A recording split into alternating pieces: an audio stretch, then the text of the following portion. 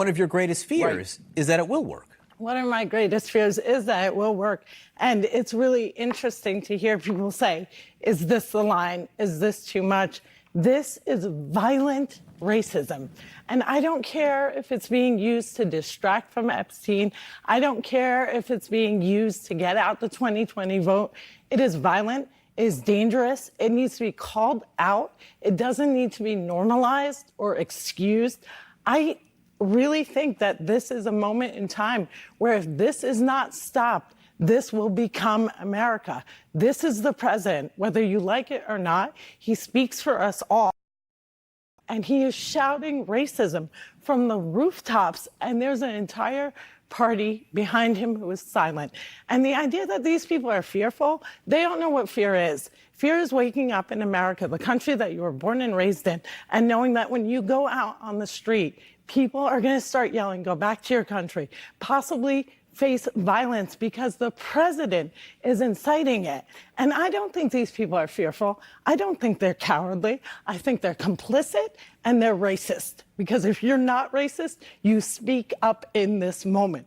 This is a time in history where Americans need everyone to stand up and say, no, we're not going to let brown and black people feel fear in this country. And you've used the word terrorized. You feel differently today than you did yesterday after you read that tweet. You woke up and you had a different physical sense of security because of that tweet. And as I said, I'm not a fearful person. I go perform in war zones.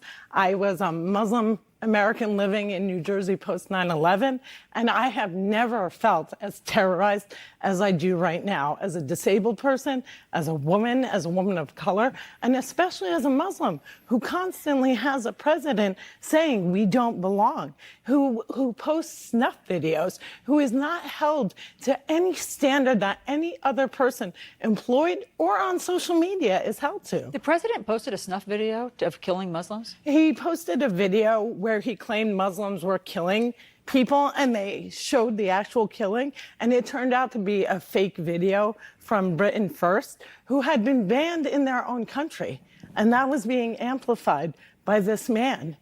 And I really keep repeating over and over, I don't care if you're doing this for votes. I don't care if you're afraid. This is the time to be brave. We need people in power to stand up and say enough.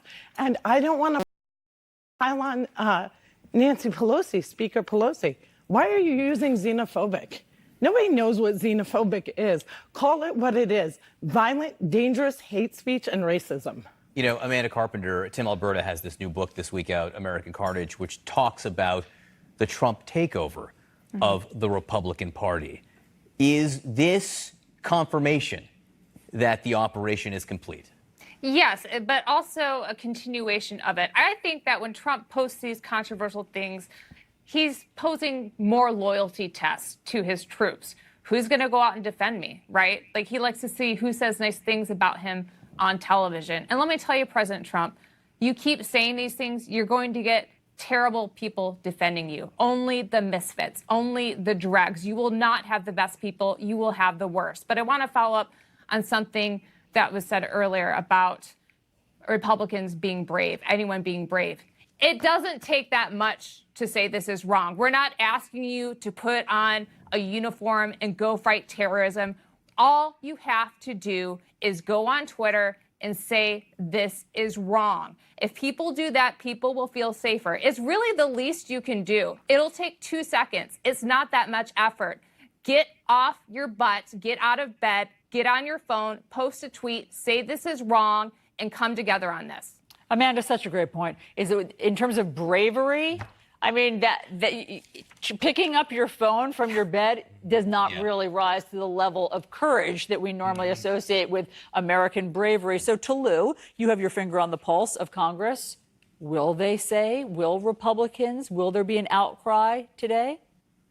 I think they've had plenty of time. I mean, there's almost been 24 hours since the president made these comments, and the silence has been deafening, and it is very defining for the party, for the Republicans who decided that They do not want to weigh in on this. Some of the Republicans who you might expect to weigh in on this based on the past, some of them have been driven out of office. And if there's anything that motivates members of Congress, it's the ability to hold on to power. And I think, getting into a tit for tat with this president is something that none of these Republicans want any part of. And they're much more willing to turn a blind eye to his comments than get out in front of it and actually take a stand and potentially get pushback from the president of the United States. So I don't expect to see much from the Republicans in Congress in response to this, just because they've had plenty of time. And if they haven't been able to muster the courage to say anything about it, they are willfully sort of deciding that it's okay. By the way, the phone lines are open. We have put out messages and feelers. Any Republican who wants to call in, if you're an elected member of Congress, you want to call in and speak about this, we will take that call. Michael Smerconish, it does strike me that the Smerconishes didn't come over on the Mayflower, nor did the Bermans or the Camaradas or the Zayis or all arena. But Amanda, I can't tell. Maybe I'm just maybe yours was a carpenter on the Mayflower. Exactly. But Michael, so how did this comment strike you? Because I'm sure members of your family have heard the same thing.